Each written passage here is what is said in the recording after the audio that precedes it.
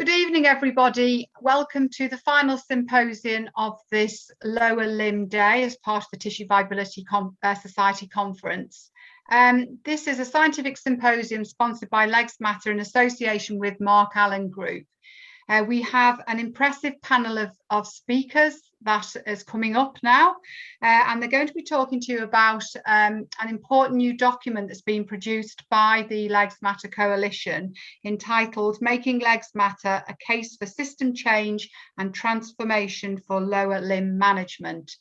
The panel this evening includes Leanne Atkin, Vascular Nurse Consultant and Research Fellow from Mid-York's NHS Trust, Christine O'Connor, Commercial Business and Operations Director at Accelerate, Gill Sykes, who is an advanced podiatrist at Harrogate and District NHS Trust, Margaret Sneddon, who's chair of the British Lymphology Society, Alison Hopkins, who's CEO for Accelerate in London, and Tracy Goodwin, who is a patient partner for the Legs Matter Coalition. I'm going to hand you over now to Leanne, who's going to chair this main session. Please post questions into the chat box again, and we can take those at the end. Many thanks. Over to you, Leanne. Thank you so much for the TVS for allowing Legs Matter's crew to take over your final symposium. We are absolutely delighted and very enthusiastic to be here. We appreciate it's the last session, but I can tell you now, you're going to love what we're about to show you. So, as you all are aware, Legs Matter has been around for a while now. We have just launched our first position paper, and it's called Making Legs Matter. And what we're trying to do is we're trying to really reshape the care across the UK. We are proud to be able to launch this evening in association with the Tissue Viability, and we give thanks to Mark Allen Group for doing this with us, our great position paper. And the focus of this is really clear and simple, and it really wants to embrace the case for system change and transformation in lower limb care across the whole of the UK. So I just want to start with a few questions, really, questions to you. I want to ask you as a clinician, do you believe the NHS delivers high quality evidence-based wound care? Maybe some of you recognise that there are failures. Maybe some of you believe the actual NHS achieves this currently. So let me put it another way. Do you believe that all patients across all healthcare settings have equal access to high quality limb care? If this was one of your patients and family, would you be happy for them to access any system across the UK? Would you be happy for your friends and family to potentially have a restricted access to evidence-based care? As we know that this is what happens across the UK. I think when we put it like that, we all can recognise that across the UK, we have a number of people that we are currently failing. We do cause increased suffering from our delays, our lack of evidence-based care, the elongation and the postcode lottery. And we as Legs Matter have to ask, how can this be right? How can we accept this as a nation? How can we accept this as an individual healthcare professional? So my final question to you is, what do you believe Legs Matter stand for?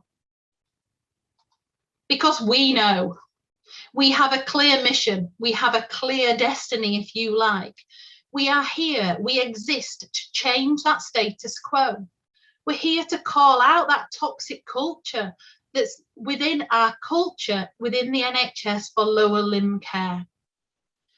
We are the one that's happy to paint the reality on the wall. It doesn't matter how ugly that picture may look at the minute, we all have to face that reality. And we are prepared to say what is needed. And that's exactly what we have done in this position statement. It is available free to download for every single one of you that's watching tonight, and I urge you to download it and share it as wide as possible. As we believe this document will really highlight the reality as faced by many patients today. We think it's got the power to force the conversations in the correct direction. This document presents that real state of play with lower limb care. And it really builds on the evidence that's out there in terms of best evidence-based practice. But it's designed to grab the hearts and the mind of the readers, whether that be in a commissioner, a service provider, or a service leader. We really want these words that we've chosen carefully to be rather hard-hitting and emotive. In places you might not even like what you are reading, but unfortunately, it is the reality. It has been designed for healthcare providers, service leaders and commissioners, and also industry, to really focus on thinking about what is the current reality, where are we currently taking the whole of the lower limb service? Trying to make people question, are they really delivering gold standard care? We would urge you all to read, reflect, and use our test the thinking sessions to ensure that all of your services is providing that high quality patient care that every single patient deserves. We have provided a voice for our service users. We have expressed their concerns. These are the words that we hear as clinicians every single day. These are the words that's been sent to us as the Legs Matters campaign. These are comments that many of you out there will have heard every single day. But these comments actually fall completely silent. The Legs Matters campaign has given these patients a voice. We have really called it out in terms of how the system is currently failing our patients, with a hope to paint a new, brighter future. So I would like to stop my screen sharing, and I would really like to explore some of the contents of the document in a little bit more depth with my colleagues who's joined me here tonight. So hopefully I've now stopped sharing, and hopefully you can now see us all. So there's many of us on this call. We've got a strict timeline to fit to. So first off, I would love to introduce Christine O'Connor and bring her into this conversation. Sarah's already provided us with great introductions, so we won't waste time doing that. But I just want to ask Christine really a few questions relating to our document. Within this document, we call out the first step must be recognising that there is a problem out there. Why is this so important, Christine? Okay, so I think this is such an important question and very fitting in the context of the fact that we're sitting in the middle of a TVS conference where everybody's been talking about best practice, good things to do and all that kind of thing. And do you know what? It set me thinking that actually we're telling ourselves what we already know. What we're doing is we're reinforcing what we already know, but we're not pushing it out. We're not doing anything. We constantly recognize the problem, but we have to get other people to share that recognition. And I think this document starts that process, but it only starts it, Leanne, if we actually take it in our sweaty little palms and do something with it. And I think that's really the important thing we've got to take away from this today. And within this, completely agree, Christine, and we need all our followers to get behind us with this to make it a success. But, you know, we use the word transformational change. This is, I think, one of your greatest of words that you band about a lot. But what does that truly mean? So I think we all talk about transformation, you know, and we all think we're doing it. And the problem we face at the moment is we all say to each other, we've got problems with workforce. We're being forced to embrace digital. We've got all these issues that we're facing. And actually, this is all the signs that we have to change the way we work. That's all of us. It's not other people. This is not a message for people outside of this collection here. It's for every single person. So every TVN needs to think about their work. Every DN needs to think about the way they're working. Every single person in the system has to really embrace the need to change. And that means we have to look at how we do things and think about how we're going to do it differently.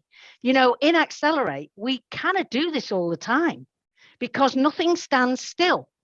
And therefore, we have to make ready to do these things. And you know what? When you're a small organization, it pushes you into that direction. And I think everybody who's part of the big service has got to start thinking about that and thinking about what does it mean for them personally and how do they push in to make things different. Because also in this document, we haven't been fearful of actually spelling out that at the moment there is complicit failure, that we all just accept. We accept those patients' words that I provided on my presentation. We accept them as the norm, as the expected. What do you think that this message means to our service users, that we're happy with this complicit failure? I think the issue here is sometimes people get worn down, don't they? We've all been in a place where we've been trying hard to do stuff, but we get worn down by the system. I think with the new environment that we're going into, I don't think we can afford to feel worn down, because, you only get so many chances at making change happen. And the door is kind of slightly ajar at the moment. And whilst we might not be on the agenda, it's how do we get ourselves there? We cannot any longer accept complicit. We are part of the problem because we're accepting it. We're saying, I can't do anything about this. And yet we have to actually stand up and be counted and actually say, well, I'm not accepting that any longer. I cannot be part of complicit failure. I have to do something, even if we do it as a whole group and do something about that with Legs Matter, with TVS, and get everybody behind this to say we will no longer accept that we are part of complicit failure.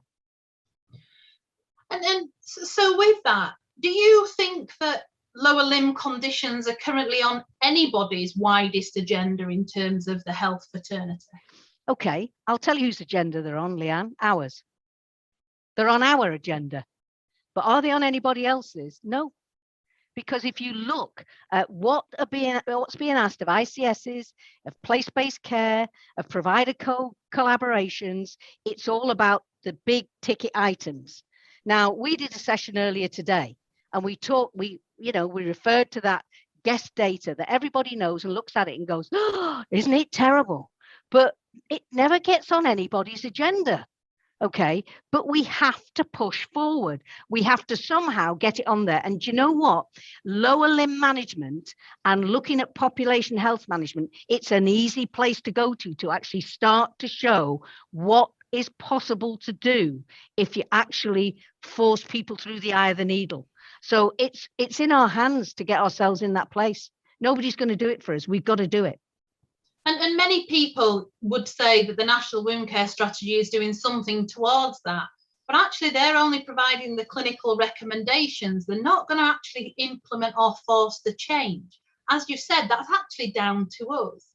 You mentioned integrated care systems that's coming into being within the next few months. I see those as a threat in terms of going around the cycle of a new management structure again. But also an opportunity. What do you think in terms of lower limb care with the creation of the ICSs? Okay, I think ICSs can be a threat. I do think they can be a threat because they're going to be very tightly managed and very tightly pushed to deliver on certain areas. I mean, they have to deliver on personalization, which I spoke about earlier in the conference. They have to deliver on the digital strategy and digital maturity, and will be measured against this.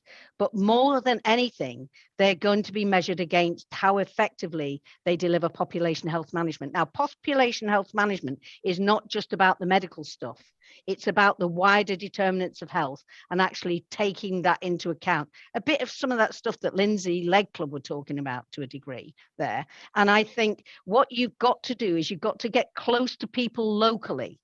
Each TVN, each service has got to find a way to get through cracks in armor, whether it's at primary care network level, whether it's at higher provider level, but find a way through to say, do you know what? If we work together, we can actually demonstrate to the ICS ways of doing things differently and ways of looking at things differently. That's the only way we're going to do it, apart from the bigger thing, Leanne, which is about how TVS, Legs Matter, people like that come together to influence the changes that can happen. They need hooks in the ICS. They do not have answers. And you know, it's a slow burn at the moment because people are not in post. And when there's people not in post, there's always opportunity. So you have to just look for it. And the opportunity lies with us. Nobody's going to present this opportunity. No. Nobody's going to knock on our door. We need to be knocking on their door and knocking on their door now. 100%, Leanne. Absolutely. Thank you very much, Christine, for that. So part of our section within this document is called "The status quo is no longer acceptable and that we must change it." And actually, when we think about this, there is no greater person to actually talk to us about this status quo than actually a person who's lived this experience. And I'd like to invite Tracy into the conversation. Tracy is a patient who's had a lower limb condition for a number of years, and Tracy provides great value to the Legs Matters committee. So welcome, Tracy. So I just want to ask you a question, if that's okay. What difference do you think a person with experience actually brings to the table of Legs Matters? And how do you think this has influenced this document? Well, I think it's absolutely vital to have somebody there with the experience, because as much as all the clinicians know, and you're all experts, and you know, you can never really understand what it's like to actually experience that lower leg condition. As much as I tell people, you still would never know and imagine just sort of every part of your life that gets affected by it. You know, as a patient around the Legs Matter table, I've always been treated as an equal, and all my opinions are taken seriously. And I think with this document in particular, the patients that worked on it, they did have an influence, especially on the bit that talked about the patient's needs and expectations. And I'd like to bring thank you for that, Tracy, and completely agree. And you know, I can always remember on one of our first meetings we were talking about I think it was recurrence and non-compliance, and you're going, what do those terminologies mean? And we use them so bandedly around, you know, especially the non-compliant word, that our patients don't even know what that means. So along with Tracy, I'd like to invite into the conversation as well Alison. So Tracy and Alison's just going to do a bit of a double act, if that's okay. So really a question to both of you. We talk about known inequalities for patients with lower limb conditions across the NHS. What does Legs Matter stand on for this, and can this document address any of those inequalities? So I think I'd like to ask Tracy first, if that's all right, and then bump to Alison. Yeah, sure. I think Legs Matter, one of the most important things that we're trying to get across is that it shouldn't be a lottery depending on where you live. It should be across the board, good care for everybody, no matter where you live and who you see. Perfect. Alison? I think what we're trying to do with this document is open people's eyes to this lottery. And I think often we just look at our own situation. So say someone that works in a leg ulcer clinic, they should be rightly proud of their work. But what they're not necessarily seeing is the variation across and within services. So, you know, this document is hopefully helping people see the bigger picture and the variation in care that's happening out there. And there's more evidence on that in other sources. But I think also, I think it's really important that when we're dealing with someone and we're looking at their journey and we're providing the care, or you hear about a bad story that a patient suffers, we think that that's a one-off, really. We hope that it's a one-off. But actually, this document is saying this is not a one-off. This, you know, sometimes patients were saying, I remember the gentleman that used to work on Legs Matter as well. And he said once, you know, I hope what I had was a rarity. And unfortunately, it was like the non-compliance conversation with Tracy. It was like, oh dear, do you not realize this is way bigger than just your experience? And so whilst this is uncomfortable reading, we have to open up people's eyes to this variation and the lack of fairness, the lack of justice for some people where it is such a lottery. So that's what I hope for this document. And I think that we have to actually acknowledge that actually with leg ulcer care, it's probably the better of the lot. When you talk about lymphedema or the care of foot ulcer in a non-diabetic patient, the lottery gets worse and worse of the odds of actual success. And remember that Legs Matter stands for all lower limb conditions, so we want to approve it across the board. Within the document, though, this document does say we are ashamed to hear. We are ashamed to hear about the failure of our patients and about their experience and their negative experience of actually going ignored. Why have we chosen to highlight it in such a way, do you think? Oh, this is such an interesting one. And as a group, we had quite a long discussions about this because they were strong words and we used them carefully, and we were quite apprehensive about the strong language we were using. But the thing is, the bottom line was we knew that this was all true. And so we had to sort of, gather ourselves together and go, this is actually true. We don't want it to be true. And we know people are working really, really hard. And also nurses don't like to criticize other colleagues. It's a hard one, right? But we know that this is true. And I suppose, again, my hope is that this will strengthen our resolve to be truthful about the landscape that we work within, the lottery that is an absolute reality for people. And that as clinicians, we have to acknowledge that and go, okay, for the bigger picture, we have to understand that for the population, that something needs to be done. And it's just critically important.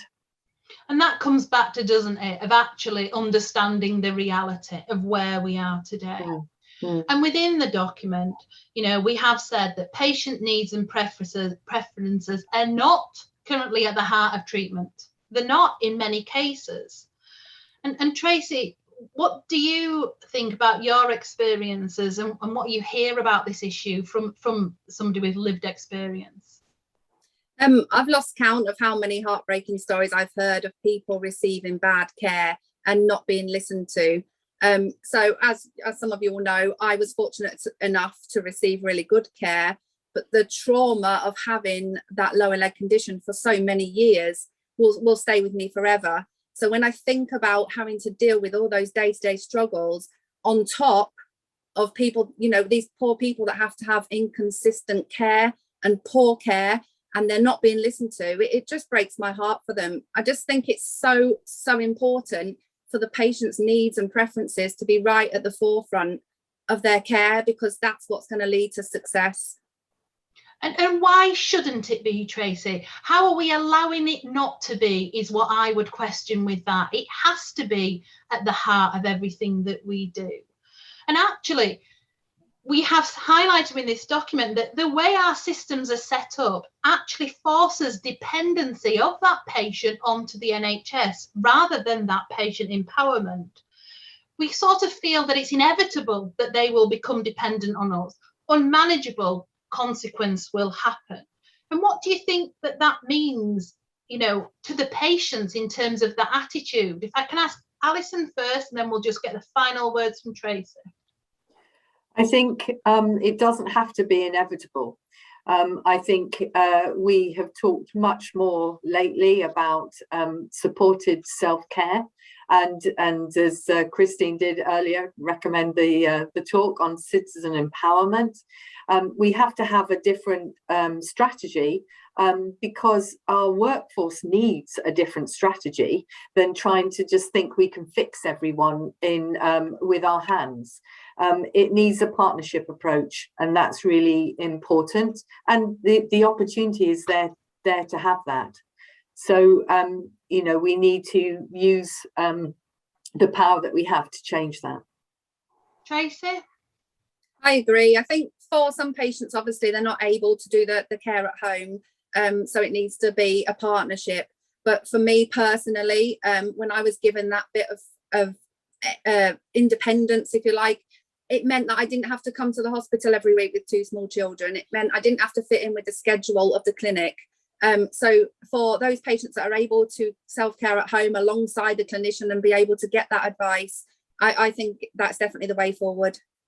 It's that patient choice and patient empowerment and allowing them, isn't it? Thank you. And just very finally, Alison, I have to question, do you think we as healthcare professionals have inadvertently created a toxic culture? That's a harsh phrase, of course, but I don't know if I'd quite use that phrase, but what I would say is that we should listen to the language that we use.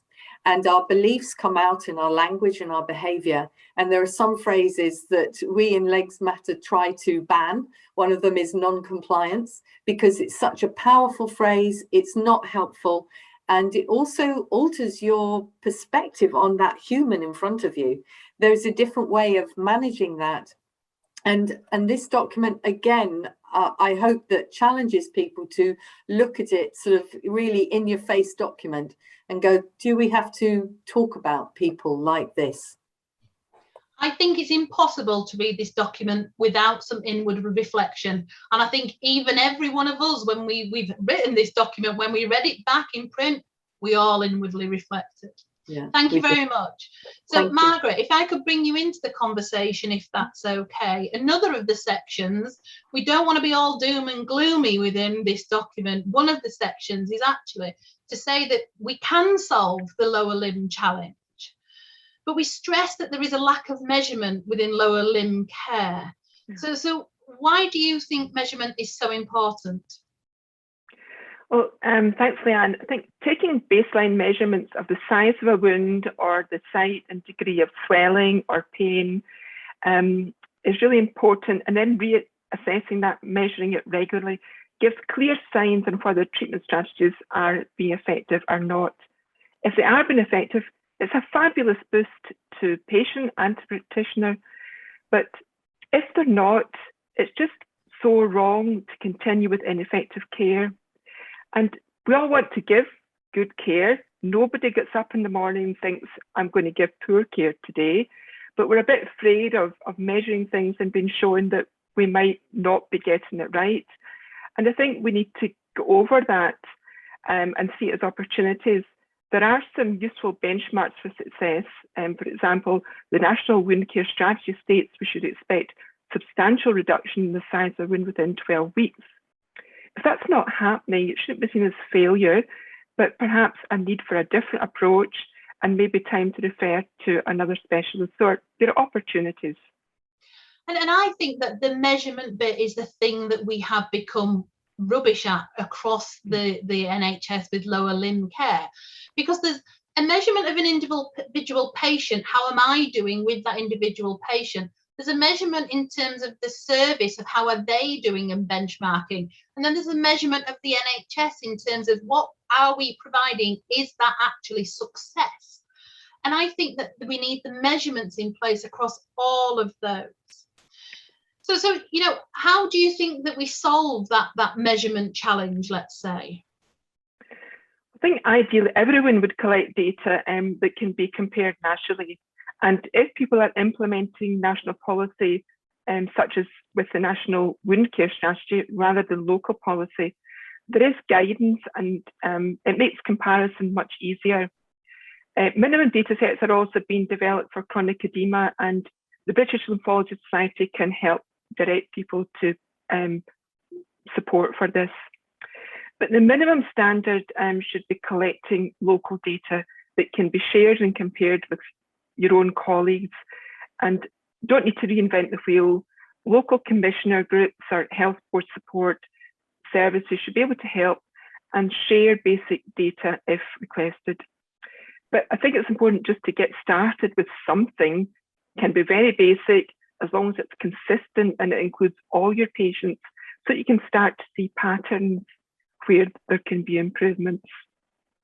And I think actually the data can become very powerful in making the case for change in terms of prevention. Because there's one thing that the NHS claims it does, but it doesn't do, I don't believe, in any form of lower limb care, is that absolute prevention that we need. So do you think it's acceptable Margaret, for prevention not to be currently commissioned for lower limb care? Absolutely not. I mean, if preventative care is not commissioned, it's sending a clear message that it's less important than everything else. We've got evidence of the misery that lower limb problems cause and the detrimental it has on individuals, but society as well. And that's before we even think about the huge unnecessary cost to health services and the burden on health professionals. So how can we justify the harm done to patients by failing to encourage primary preventative strategies? And also, when people develop problems, there's almost a secondary preventative approach needed in preventing complications by addressing them early, promptly, and ensuring the appropriate treatment. So absolutely, it's not acceptable. And you know, again, it comes down to a postcode lottery of disease conditions. Within peripheral arterial disease, there's a lot of secondary prevention of heart attacks and strokes. But every single person out there appears to turn a blind eye to soft, small edema. We just go, oh, your legs are a bit swollen, and walk away. And I really question, why are we able to do that, both as an individual, as in a health fraternity? That lack of opportunity, we are pushing our patients down a line of misery for continued suffering. As you know, within this document, one of the things that we are the greatest proud of is the fact that this document has been endorsed by the Queen's Nursing Institute of England and of Scotland. And actually, when you think about how hard-hitting this document is, they could have easily shied away from endorsing this. And I take my hat off to them for being so brave to be able to put their name to this document. And I think it just really calls out the size of this problem. So, Margaret, just to summarise in a very few words, why do you think the prestigious Q&I were happy to endorse this document?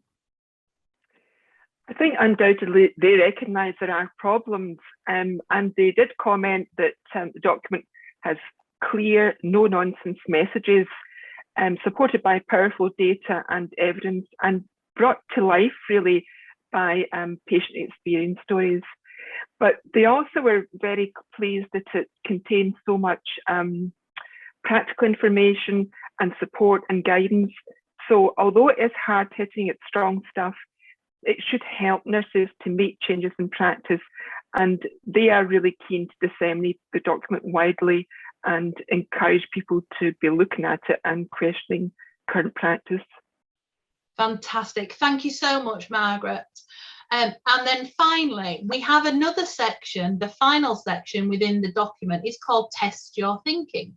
And we actually ask and pose a number of questions to actually get the little brain spinning. So I'd like to welcome Gill to the conversation as our final panelist. And I'd just like you to tell us a little bit more really about that Test the Thinking. Why did we design it in such a way? I think it's made really to touch everybody's hearts and to get everybody stimulated in questioning their practice, really, questioning what they do and questioning what can they change. Where are the key drivers in all of this? Where are the people that can make this change? Where are the ones that are passionate about what we do for a living? Where are the ones that get out of bed in the morning, like Margaret says, and want to make a difference? So I think it's around us testing people's knowledge and skills and making sure that what we do is right and to the best of our ability and supporting patients. And I think as well, the patients are the key drivers.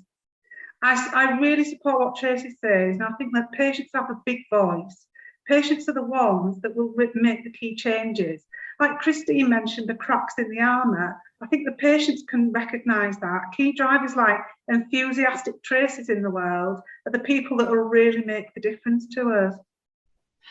And I think that we need to call out that our Test the Thinking pages is not just a bit of nurse bashing. In fact, actually, our Test the Thinking pages, there's a page for commissioners to actually question, do you know what you are paying for? Is it delivering what it should be? There's a Test the Thinking page for the service leaders in terms of, do you really know your outcomes of what your service is providing?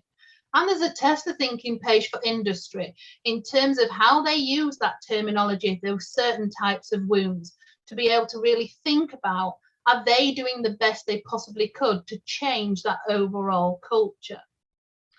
So we've talked about the culture being slightly toxic at time. We've talked about the need for the changing culture. But Gill, why do you think it's important to change the culture? I think we have to change the culture. And I think, you know, maybe having had a pandemic, it's been horrendous. Maybe we're coming out the other side, maybe we're not. But it's certainly made us think about the way we work and the way we practice. We've got to work smarter in what we do.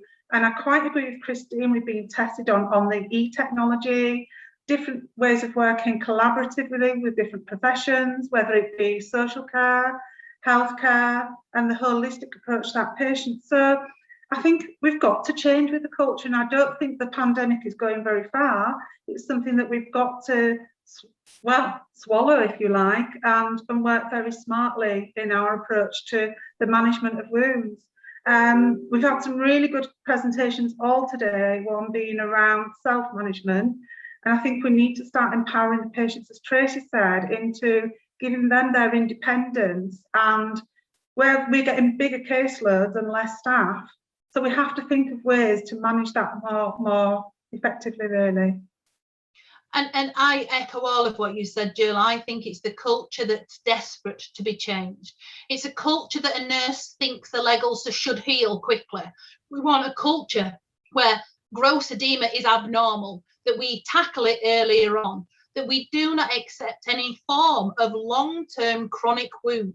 We should be fighting with these wounds to get them to heal as soon as possible.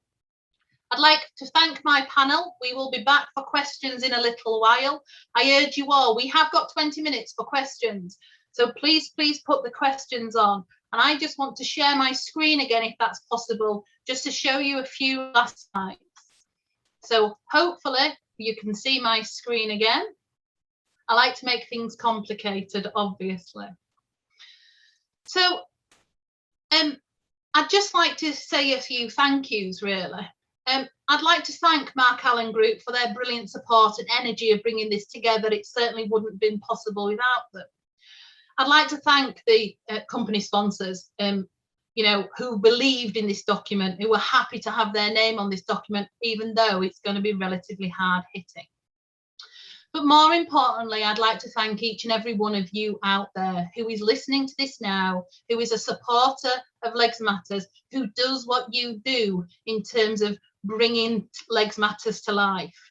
We're only a small group of people. None of this would be possible if we didn't have your fantastic following. So I tip my hat to you and I say thank you very much. At the same time, I say, please get involved with the Legs Matters Awareness Week. It's coming up very quickly indeed. We can't wait to see your creativity of what you're able to achieve. So what's our next steps with this document? Well, we are this position paper is available to download for free. We as Legs Matters are going to be sending a copy out to every chair of the ICS and every lead of the devolved nations health boards to get it on their desk. But actually, Legs Matters cannot make this document come alive. Only you can do that. Legs Matters need you. The patients need you. We need you to make the transformational change. Every person involved in wound care has a responsibility to do this, and that includes you. We don't want you to read this document. We want you to do something with it. We want you personally to help stop that complicit failure.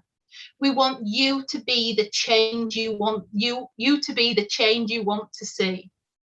We cannot cope or ignore the burden any longer. So I would just like to end on, please, never more than ever before, Legs Matters needs you now. We need to stop this complicit failure. Please be the change you want to see. And we would welcome any questions. Thank you, Leanne, and thank you for the wider panel.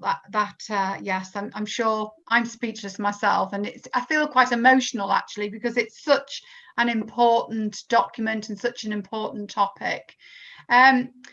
Few questions then we've got. I mean, There's a question here about what would you say to a tired community nurse who has had too much work to do each day and helping to get their leg mojo back? Anybody who would like to take Alison's that one? volunteering. Alison, like to take that one? You're on mute, Alison. God, there's always one, isn't there? I look like I've got a halo on my head from the light, so I do apologise. I think this is a really important one because obviously we're all, you know, flat out. Let's be honest, everyone is flat out, right? But the important thing about leg ulcers is that if you don't treat them right, you have more work. It's an absolutely simple equation.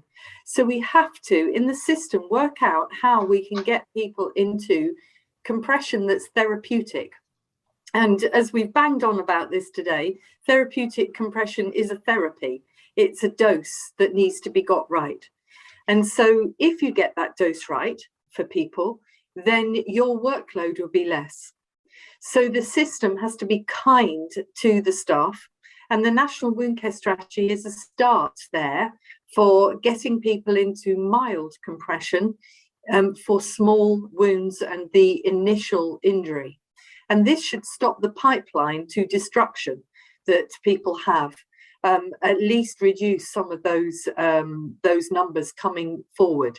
And so if we get it right in primary care, in PCNs, then district nursing will be less hit by this terribly destructive situation. Thank you. Christine, do you want to make a comment about that? I do. I just want to reinforce something that Alison was saying at the end there, you know, because it goes back to what Margaret was saying about the prevention strategy. Those little tiny skin tears, those wounds that appear at the bottom of your leg there, you know, it's no use just slapping a plaster on it. You need to slap something on and put a stocking with it. You know, just do something that puts the compression there and actually moves people forward. If that's the small thing that gets people's mojo back, that every time they see that, they'll do that, we're on the right road. And it's that first step, isn't it? It's always the first step that says, come on, I can do this. I can really get into it. Yes, and I think it's quite motivating if you start seeing results. That is so encouraging and motivating, isn't it? Yeah, absolutely. Tracy, do you want to come in there? Yeah, I was just going to say, again, from a patient's point of view, if we can do the self-care partnership as we spoke about, then that may in the long run actually lessen the workload for the community nurse. I know that Leanne, who was my nurse, probably had my appointment time freed up for another patient when I was doing my own care at home. Good point. Yes, Gill. And I think as well, it's, you know, most importantly, because I work community as well, you do firefight. You get on a hamster wheel that you're firefighting all the number of patients you've got in your caseload, and it is very tiring. But sometimes it's just about jumping off that for a moment, taking a breath and reflecting on some better practice, something that you've learned, just one major message, maybe from the conference this week, to implement and put in place locally with your little team to make things just that little tiny bit better. And then you'll start seeing those good results. You'll start feeling good about yourself. Even though you're shattered, you'll feel re-energized. That would be my message. Good advice. Margaret. Just picking up on what Tracy said, I mean, it is really important to involve the patient as a partner in care, and it's so much easier, and they will be able to have so much better input if it's tackled early. If you wait until it's really a severe problem, it's much harder for them to do their bit. Thank you. There's a comment about, do you think people really recognise that they're delivering suboptimal care? I mean, there was a conversation earlier about measurement, and we know that measurement isn't good. People don't measure the outcomes of maybe lower limb care. But, you know, from my experience, I don't know whether it's rose-tinted spectacles, but sometimes people don't realise that care is as bad as it is. What are your views on that? Anybody want to take that in particularly first? Christine?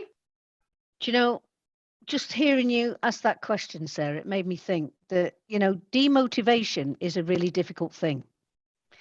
And everybody at the moment is working their socks off in an environment that is really, really tough.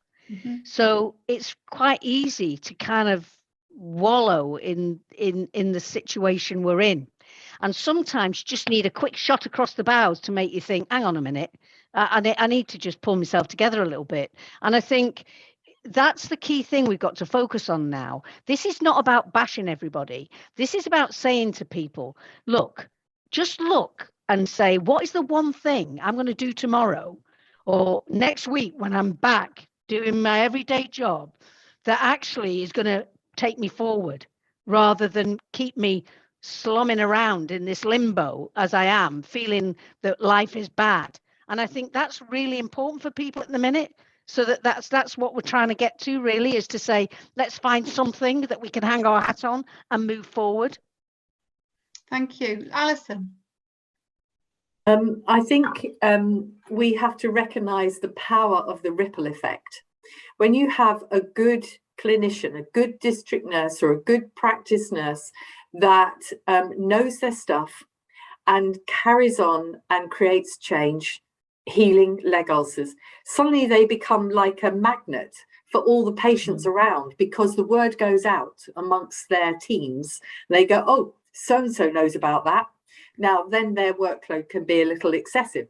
But the thing is, they can create change. And so my suggestion for the overworked nurse is to find the easy wins. And weirdly enough, the easy wins are the wet legs that are being done daily. You can dry them up really, really quickly.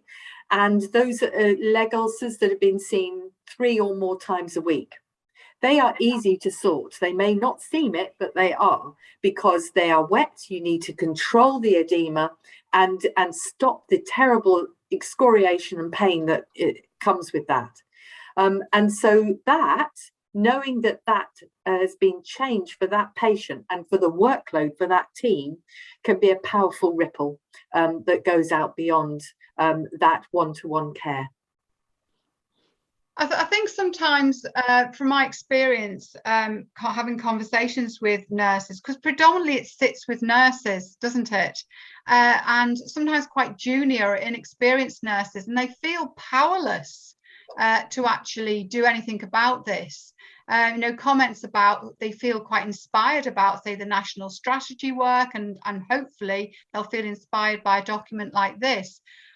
But then they'll say to themselves, well, I'm a little fish in a massive pool or whatever, and I just feel powerless and being able to move this forward. So what would your advice be for that individual who clearly can't do it on their own? Who else needs to be involved to be able to support this? Jill?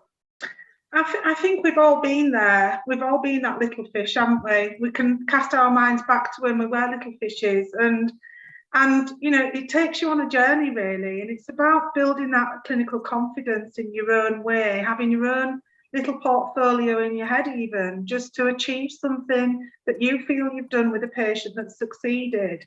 And that builds, it's like a building block. And I think gradually you build that experience. It comes with clinical experience and mentorship, choosing a professional person that is good in their field and choosing some mentorship time, so that you're learning from your peers as well. I think that's really important, and that just builds, as we know, as a building block onto what is a really passionate career that you can go down. So that was how I certainly moved forward and learned. Good advice. Leanne? So I completely agree with the ripple effect and all of that, but I just want to reach out for that nurse that's out there, because we're all feeling a little bit like that. But I just want you to think about yourself in terms of your own resilience. Why did you come into the profession? Why do you do the job you do? Actually, we all did it because we like to make a difference. We like a thank you. That's the reward. It's not financial. We like a thank you. And if in your job all you're doing is running around and firefighting, there is nothing in your bank balance to keep you going as a nurse. You will soon get depleted and you will soon feel demoralised. The way to keep a little stack of cash, if you like, in your nursing bank balance is simply by doing something that makes a difference, that you get that thank you reward. And when you're thinking about lower limb care, it's easy. Like Alison said, the wet legs, the small skin tears, the soft edema that you can move very, very quickly. Those patients thank you. It's like an influx into your bank, and all of a sudden your shoulders go backwards and you feel a little bit more proud to be a nurse. You have then better resilience to cope with the day-to-day stresses.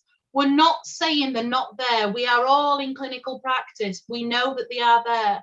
But I can tell you now, every time I get thanked from one of my patients from what I do, I get a little bit more cash in my resilience bank. And that's what keeps me going. Powerful words. Thank you, Leanne. So there's no more, there's some comments about directors of nursing need to acknowledge the issues. I think that goes back to we can't do it on our own, or that person who feels powerless needs the backing of senior management behind them, that this needs to change. I absolutely agree with that.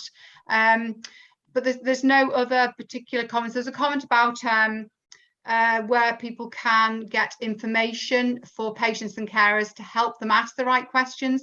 If they go to the Legs Matter website, there's a whole stash of information on there and advice. There's a whole section for patients, family, friends, as well as healthcare professionals. Alison, do you want to come in and say something? It was just to acknowledge the Q&A as well, because this is such a hard-hitting document. When Margaret and I wrote to the two aspects of Q&A, I have to say I was feeling rather nervous, because I just thought, goodness me, this is really in your face, you know. And the positivity we got from the Q&A and Q&A Scotland was, honestly, that went into my reserves, Leanne. And because for all of us, and Tracy as well, we feel like we've said all of this before, and we're repeating ourselves endlessly. And so there'll be other people on this call who also feel like, oh God, I've said it all before. We have to keep going.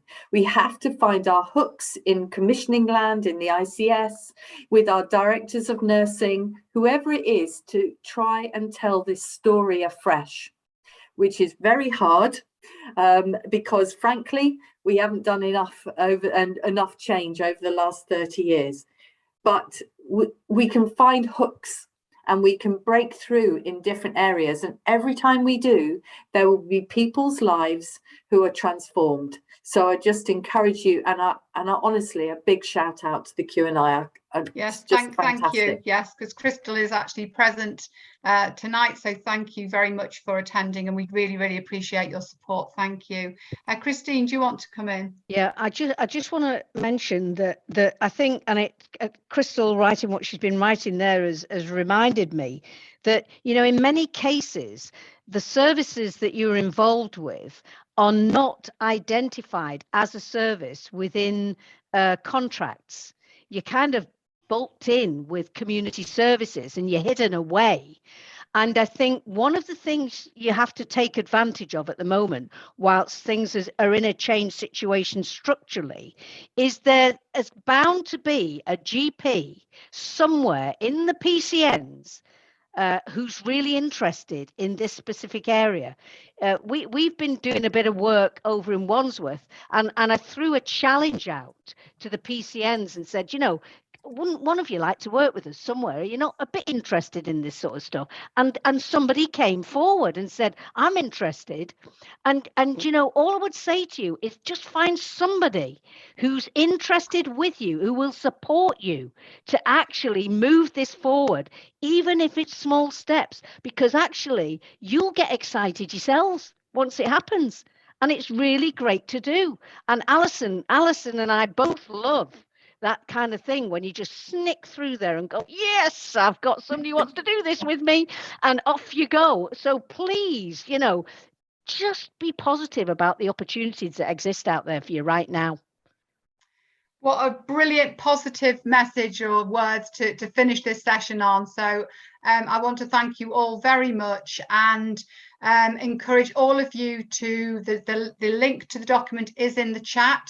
Download it, read it, share it, move it forward, because it's you that's going to make the difference. So thank you all very much again, and we'll see you soon. Thank you. Just to say that now is the final session of the day. I just want to sort of round up really and thank all of the speakers that have supported today's lower limb programme, and to the companies who have sponsored the brilliant symposiums today.